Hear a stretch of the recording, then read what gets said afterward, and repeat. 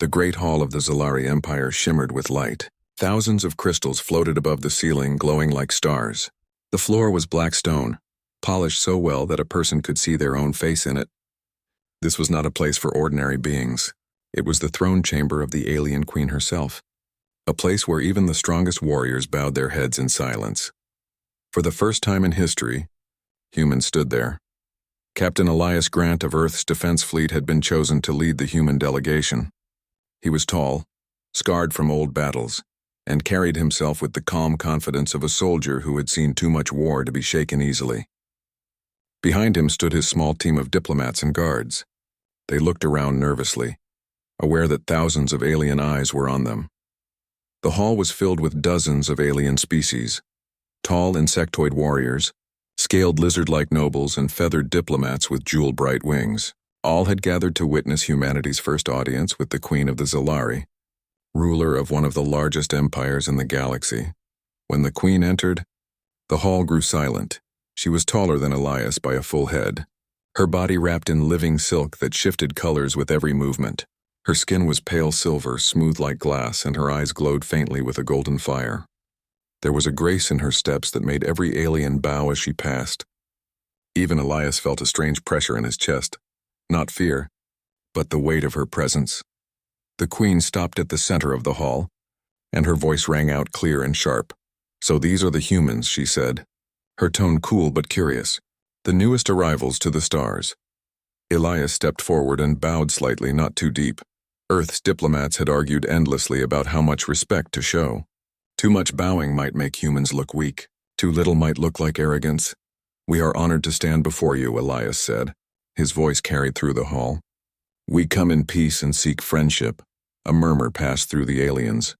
Many of them did not believe in peace with new species. The galaxy had seen too many wars started by newcomers who rose too quickly. The Queen studied Elias for a long moment. "Peace," she repeated softly, as if testing the word. "We shall see." The formal greetings began. Aliens asked questions, tested the humans with small riddles of diplomacy, and compared their customs. Elias answered with calm patience, showing that humans were not savages but thinkers. For a while, everything went smoothly, until the accident. One of the alien nobles, a massive insectoid with sharp mandibles, grew hostile during the exchange. He accused humans of being reckless, of spreading too fast, of hiding secrets. His voice grew louder until the guards shifted nervously. Elias stayed calm, but when the noble slammed a clawed hand on the table, the edge of his claw caught Elias across the forearm. The room froze. Blood welled from the cut, red, bright, and shocking in the alien light. Elias hissed softly, pulling back, but he did not cry out. The wound was deep, running across his skin, yet he only tightened his jaw. The Queen's eyes locked on him. For the first time, her perfect mask of calm slipped. She stiffened, her golden gaze focused not on his face but on his wound. Elias felt the sting of pain, but he also felt something stranger. His body was already reacting. Before the eyes of the gathered aliens, the bleeding slowed, then stopped. The torn flesh began to close, slowly but visibly, knitting itself together. Whispers filled the hall. "He's healing? Impossible. No species heals like that." The Queen took a step forward, her silk robes flowing like water. Her eyes widened, and in a voice that carried a weight of disbelief, she whispered, "This can't be real." The entire court heard her. Elias flexed his fingers, looking down at his arm. The cut was not gone, but it was already sealing into a thin red line. He had seen human bodies heal fast before, especially under stress, but he had not realized how strange it must look to aliens who lacked such resilience. The insectoid noble pulled back in alarm, his mandibles clicking nervously. He had meant only to scare the human, not reveal something so unusual. The Queen's eyes narrowed. She raised a hand and the hall went silent again. "Human," she said, her voice sharper now. "What are you?" Elias met her gaze. He could feel every alien in the room watching, waiting for his answer. He chose his words carefully. "I am what I have always been," he said. "A man of Earth, nothing more." The Queen did not look convinced. "Nothing more?" she repeated. "Your kind bleeds red like others, yet you heal before my eyes. You endure a wound that should cripple you, yet you stand firm. Do not insult this court with lies." Elias hesitated. He knew humanity's biology was stronger than most. their immune systems, their regeneration, their stubborn refusal to die even when wounded. But he had never thought of it as something unnatural. On Earth, it was simply life. Before he could answer, one of his own diplomats, a nervous man named Herrick, spoke too quickly. Our bodies are simply adaptable, Majesty. We survive because we must. It is not a weapon, only nature. The Queen studied him, then looked back at Elias. For a moment, her glowing eyes softened, filled with something like fear. Not of him, but of what he represented. She turned away, her silken robes whispering over the floor. This meeting is over, she declared. Humans will remain under watch until I decide what must be done. The alien nobles broke into murmurs, some alarmed, some excited. Guards stepped forward not to arrest the humans, but to make it clear they would not leave unobserved. Elias stood tall, though inside he felt the weight of what had just happened. A simple wound had shaken the entire court. The Queen herself had been disturbed. As he looked at his healing arm, he wondered what this meant. For humans, it was only a scratch. For the galaxy, it seemed to be something impossible. The Queen sat back on her throne, but her eyes never left him. Even as the court slowly emptied, she kept watching, her mind racing. She had seen countless species, fought wars, commanded empires, but never had she seen a being recover like that. Her last whispered words before she dismissed the chamber echoed in Elias's ears. This can't be real. The chamber of the Zalari Queen was quiet, but her mind was not. She sat alone on her throne, her silken robes glowing faintly in the dim light. The image of the human's wound kept replaying in her thoughts. A gash across the flesh, bleeding one moment, closing the next. It should not be possible. She had seen countless beings die from less. Her empire's greatest soldiers, her strongest healers, and none could recover like that. And yet the human did. The Queen pressed her pale silver hand against the throne's armrest.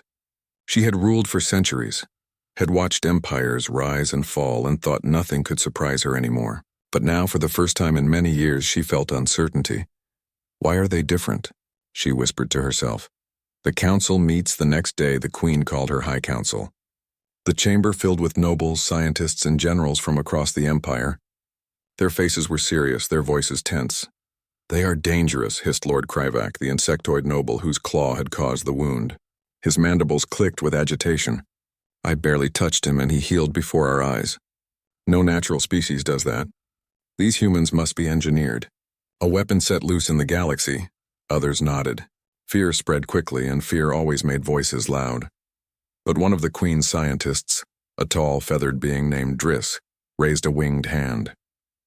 Majesty, before we judge, we should test. Let us study them.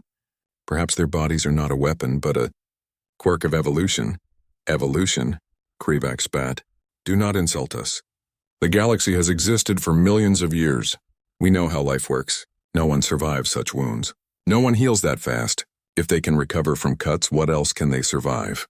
Fire? Blades? Poison? Murmurs filled the chamber. Words like unnatural and threat passed from mouth to mouth. The Queen listened without speaking for a long time. Finally, she raised her hand and silence fell. Bring me the human, she said. The examination captain Elias Grant stood in the center of a sterile chamber deep within the palace. Bright white lights burned above him and machines hummed quietly. Around him, alien scientists studied with wide eyes and twitching limbs. Needles, scanners, and glowing crystals hovered near his body. He had agreed to the examination after long talks with his diplomats. Better to let them study us than to give them reason to fear more, Herrick had said. Still, Elias felt like prey under a hunter's gaze. The Queen herself watched from behind a crystal screen. Her golden eyes never blinked as she observed the tests. They cut his skin again, shallow, careful. The scientist leaned close as his blood flowed, then slowed, then stopped. The wound began to close. Gasps filled the room. Impossible. No species reacts this way. Even with medicine, no healing is this fast. Elias gritted his teeth, his patience tested. Are you finished? He asked. One of the scientists shook their feathered head. No, we must see more. They forced him into endurance trials. They placed heavy weights on his shoulders. They lowered the oxygen levels in the chamber. They even shocked him with controlled bursts of energy. Elias endured. His body shook, his muscles burned, but he refused to collapse. His training as a soldier carried him through. Finally, when they allowed him rest, he stood tall, sweat dripping down his face but defiance burning in his eyes. The queen leaned forward, her voice soft but sharp. "Why do you not fall? Why do you not break?" Elias looked at her through the screen. His voice was steady. "Because that is what it means to be human." Fear spreads. News of the test spread quickly through the empire. Rumors grew like fire in dry grass. They survive wounds that kill us. They do not tire like others. They were made for war. Some alien world sent warnings. Do not trust them. Destroy them before they spread. Others demanded isolation. Keep them off our planets. The human delegation was placed under heavy guard. Wherever they walked, alien eyes followed them, some curious, many hostile. Herrick, the diplomat, grew nervous. "They are afraid of us," he whispered to Elias one night inside their guarded quarters. "They think we are monsters." Elias shook his head. "No, they think we're different. And different is always dangerous to those who cling to old power." "But what if they act?" Herrick asked. "What if the queen listens to them and orders us destroyed?" Elias stared at his still healing arm. The thin scar glowed faintly in the alien light. "Then we show them the truth. We survive. That's what humans do." The queen's doubt alone again in her throne chamber. The queen thought of Elias's words. That is what it means to be human. She replayed the examinations in her mind. She had seen strength before. Machines stronger than flesh. Soldiers trained beyond limits. But this was different. The human's resilience came not from machines or drugs, but from within. "Why does this trouble me so?" she asked herself. Perhaps because it made her empire seem fragile.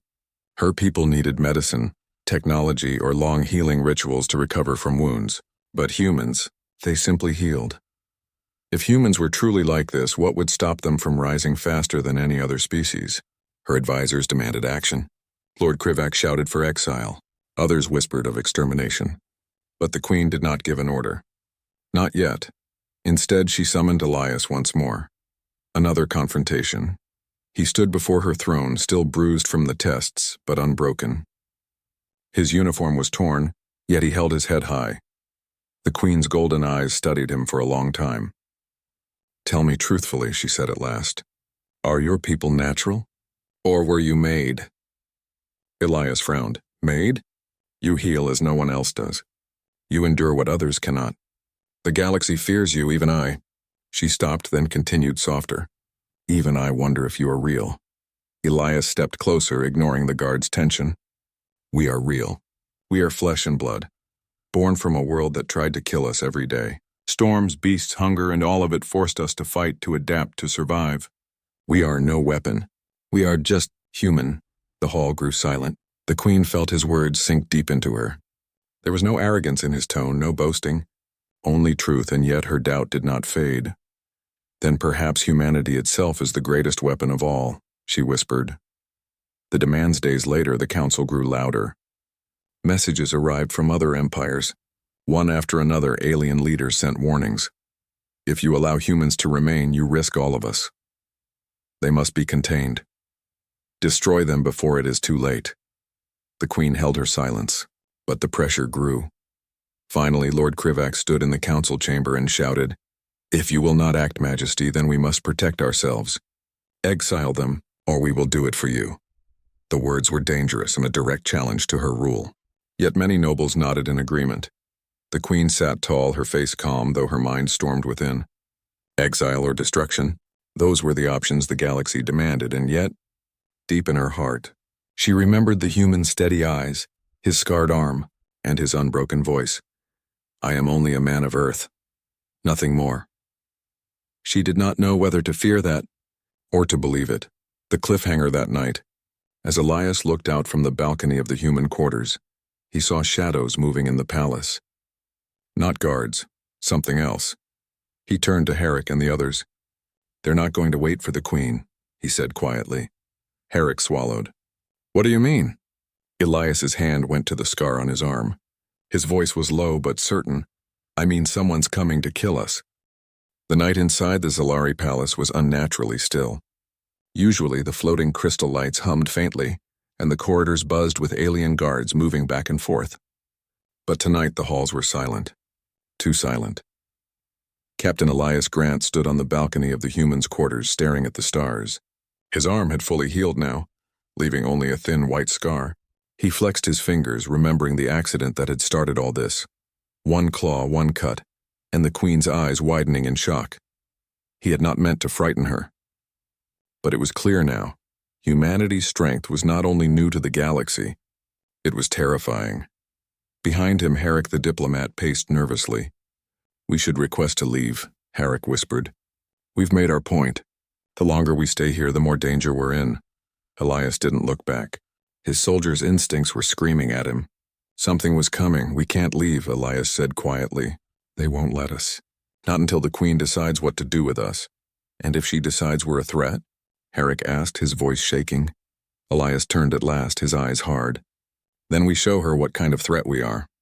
Not to her, but to those who try to break us."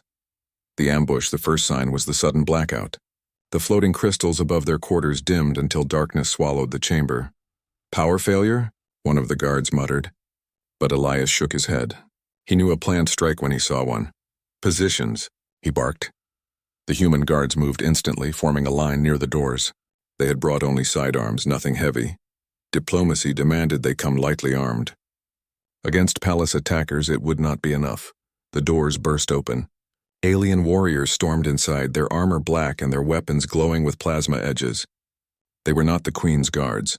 Elias recognized the markings of Lord Krivak's house. This was not an official order. This was assassination. The first plasma bolt streaked across the room. It struck a human guard in the chest. He fell, gasping, blood pooling, but instead of dying, he rolled, pulled his pistol, and fired back. His armor had failed, but his will had not. "Return fire," Elias roared. The room exploded into chaos, wounds, and defiance. The aliens expected the humans to fall quickly. Every other species did when cut or burned. Plasma weapons tore through flesh, and warriors screamed as they died. That was the rule of war in the galaxy. But the humans broke the rule. A soldier named Riley took a blade across his shoulder, blood spraying. Instead of collapsing, he tackled his attacker, drove a knife into its throat, and staggered back to his feet, still fighting. Another human was shot in the leg. He fell, grimacing, then dragged himself across the floor to keep firing, refusing to let go of his weapon. Elias himself caught a slash across his ribs. The pain was sharp, burning, but his body refused to quit. He pressed a hand to his side, teeth clenched, and kept moving. The attackers hesitated. This was not the battle they had expected. Their plasma and blades were supposed to end fights in seconds. Yet here the humans were, bleeding and battered, but still standing, still fighting, still snarling defiance. Elias's voice cut through the chaos. "Hold the line. Don't give them an inch." The human guards shouted back with one word, one oath that carried across the chamber: "Never." The Queen watches far above, in a hidden balcony overlooking the humans' quarters. The Queen stood in the shadows. She had been warned of the attack, but had chosen not to stop it. She needed to see. Were these humans truly as different as they seemed, or was their strength only a trick of circumstance? Now she saw the truth with her own golden eyes. Blood spilled across the floor, red against black stone. By the laws of nature, the humans should have been broken, crawling in weakness. Yet they fought harder the more they bled. Their eyes burned with fury, not fear. Their bodies shuddered but did not fall. The Queen's hands tightened on the railing. She had commanded armies, had watched thousands of species fight and die. But never now had she seen this. Her whisper was almost a prayer.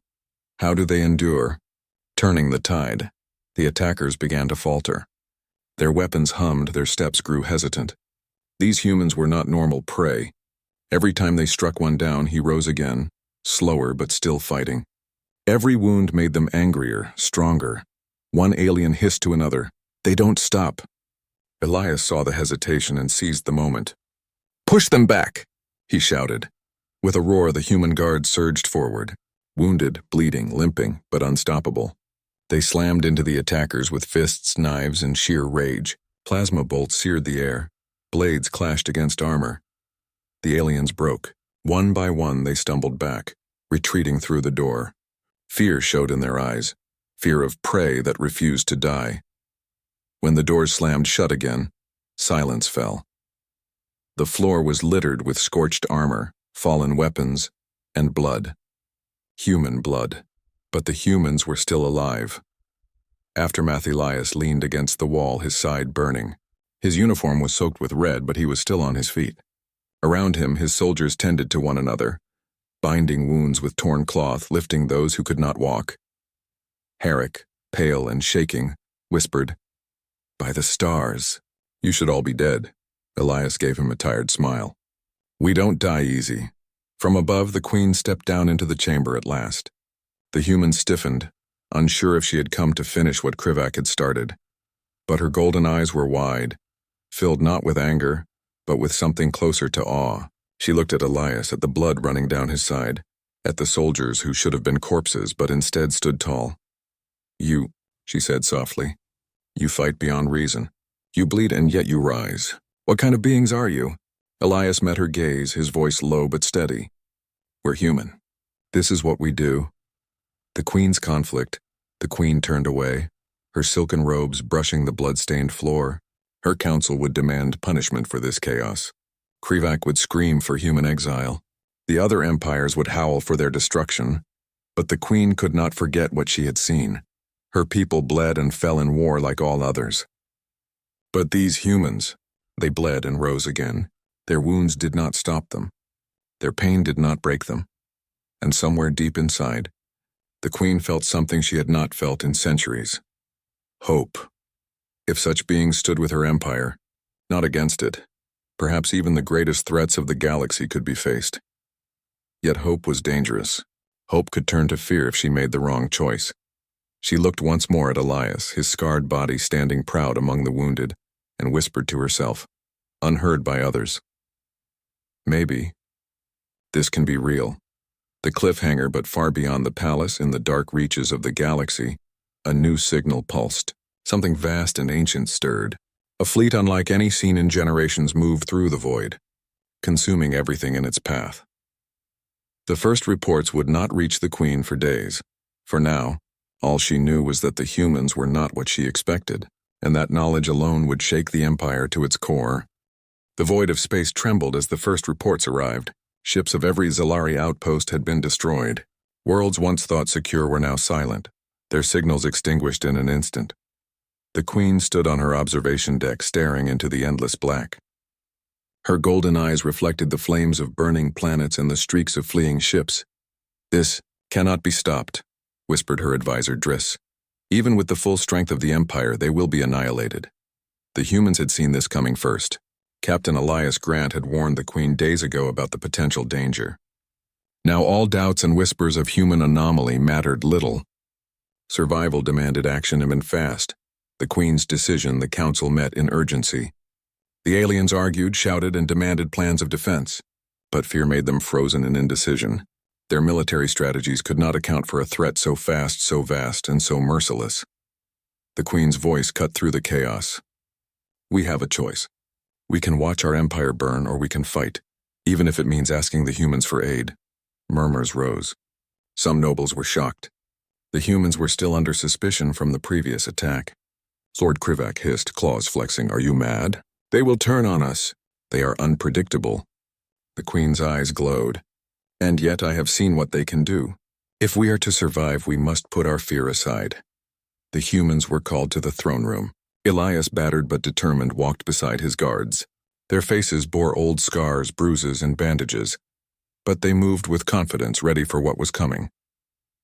The queen studied them silently, then said, "The galaxy is under threat. You are the only ones I trust to stand with me. Will you fight?" Elias nodded, unwavering. "We will fight. Not because we are weapons, but because we are human. We survive and we protect others. That is what we do." The queen's lips curled slightly, almost a smile, though her mind raced with disbelief and hope. Preparation for battle for days. Humans trained alongside Zalari soldiers, showing them tactics unfamiliar to the Empire. They adapted quickly to alien technology, learned new strategies, and shared ideas that even veteran generals found clever. Elias demonstrated formations designed to protect wounded allies while attacking multiple fronts.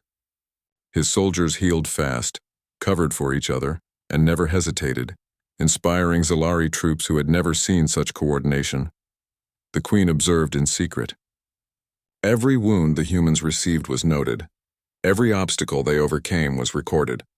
Unlike the aliens, humans did not panic under pressure. They thrived in it. Driss, the feathered scientist, whispered to her colleagues, "I have never seen anything like this. They are extraordinary. They survive when others would die, and they adapt instantly. Our soldiers cannot match them." The Queen replied only with a thoughtful nod. She had already realized this. Humans were not just allies. They were a force that could turn the tide of war. First engagement. The fleet of the unknown invaders appeared on the outer edge of the Zalari system. Ships unlike any the galaxy had catalogued moved like predators, consuming everything in their path.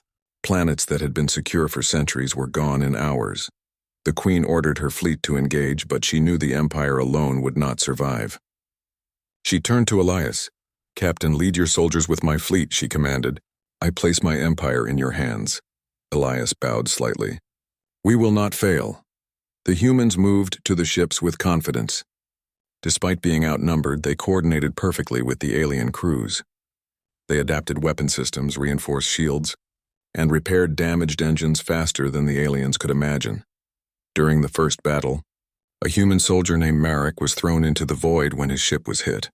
His suit was punctured, oxygen leaking. Others would have died instantly. Marek activated his emergency system, stabilizing his body, and swam back to the ship. He was bruised, bloodied, and exhausted, but alive. The aliens watched in awe. They had never seen a being survive the vacuum of space without instant death. The Queen's awe from her command ship. The Queen watched the humans in action. Her golden eyes widened as human ships, piloted by soldiers who had taken direct hits, maneuvered with impossible precision. Wounds that would kill Zalari soldiers barely slowed them. "They are unbelievable," she whispered. Her mind raced. These humans were not just survivors. They were catalysts. Wherever humans went, they brought hope and strength. Her Empire's soldiers felt it too. Seeing humans endure, fight, and protect each other inspired the Zalari in ways that traditional drills and training never could. The Queen realized something profound. Humanity's greatest weapon was not their bodies alone, but their courage, resilience, and unity. Turning the tide over the next hours, humans began leading the battle. Elias coordinated attacks that targeted weak points in the enemy fleet. Humans repaired alien ships in mid-combat, rescued wounded aliens, and created strategies on the fly. One by one, the enemy ships fell, not through superior numbers, but because humans adapted faster, fought harder, and refused to give up. The Queen herself directed fleets she would never have trusted to humans if it had been anyone else. She watched them save entire worlds and felt awe for the species she had feared days ago. Krivak, who had doubted them, muttered under his breath, "Perhaps we underestimated them." The cost of victory. Despite their success, the battle was not without cost. Human soldiers were injured, some badly, but even then they refused to quit. Their wounds healed faster than the aliens could comprehend, and they returned to battle stronger and more determined. Elias stood on a command deck, his own arm bandaged, overseeing the last wave of attacks. Herrick approached him. "Captain, they are unlike anything we've ever faced," Herrick said, shaking his head. "Even their wounds?" Elias nodded. "That's the point. They survive because they have to. They protect because they choose to. That is what makes humans human. That is what makes us strong." Recognition. After the battle, the Queen summoned Elias to her throne room. The aliens who had opposed him before now bowed with respect. Even Lord Krivak lowered his head. The Queen studied him for a long moment. "I feared you. I questioned you. I even wondered if your strength was unnatural, a danger to my empire." Elias said nothing, waiting. Her eyes softened. "But now I see. Your people are not a threat. You are a force that can change the galaxy. Today you saved countless lives, including those of my empire." Elias inclined his head. "We only did what any human would do. We survive. We protect. We fight when others cannot." The Queen's gaze lingered on him, thoughtful. She had been shocked once by a simple wound. Now she understood that it represented much more: endurance, courage, and the human spirit itself. "Perhaps," she said softly, "you are the future of this galaxy." The cliffhanger. The humans and the Queen's empire had won the battle, but the larger threat was not gone. Reports from beyond the known system showed fleets still moving, systems still falling. Humanity had proven its value, but the war was far from over. The Queen turned to Elias, her expression unreadable. "Captain, your species has changed everything, but the galaxy is not yet safe. Will you stand with me again?" Elias's eyes burned with determination. "We are human. We never leave a fight unfinished." The void of space was alive with fire. Alien ships streaked across the darkness, exploding in bursts of light as the humans and the Zalari fleet fought together. Planets once thought safe now burned under the enemy's assault, and the Queen's empire teetered on the edge of disaster. Captain Elias Grant stood on the bridge of the command ship Resolute. His arm bore a fresh wound from an earlier skirmish, blood dark against the white bandage, yet his eyes were steady, scanning the battlefield. "Keep the line steady," he barked to his officers. "Don't let them break through." Behind him, his soldiers prepared for the impossible. Injured or not, they stood ready. Each one bore scars, bruises, or burns, reminders of the battles they had already survived. And still none faltered. The final wave reports came in from all fronts, enemy ships regrouping in massive clusters preparing for one final assault. The human soldiers were exhausted, but Elias knew one thing. Giving up was never an option. "This is it," he said. "All or nothing." "Everyone ready?" A chorus of determined voices answered. "Ready!" The fleet surged forward, humans leading the charge. They maneuvered through deadly asteroid fields, dodged plasma storms, and took on multiple enemies at once. Every wounded human seemed to move faster, think sharper, and fight harder than any alien counterpart. The Queen watched from her flagship, her golden eyes wide. She had never seen bravery like this.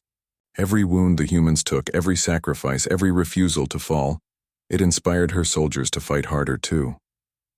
"Unbelievable," she whispered. "They should be dead already." Turning the enemy, Elias spotted the enemy flagship, massive, heavily armed, and protected by a swarm of fighter escorts. Destroying it would break the morale of the invaders. He signaled a small group of human pilots. "You're with me," he said. "We hit the flagship together. Stay alive." The humans nodded, their faces grim but resolute. Their ships weaved through fire and debris, dodging energy blasts that would have obliterated ordinary pilots. Each human maneuver was precise, coordinated, and daring. When they reached the flagship, it was chaos. Enemy fighters swarmed around them, but the humans fought with unmatched skill. One by one, they destroyed the escort ships, taking hits that should have crippled them. Yet they pressed on. Inside the flagship, alien soldiers were bewildered. "How do they survive?" One whispered, clutching a bleeding arm. Others shouted orders, but fear had taken hold.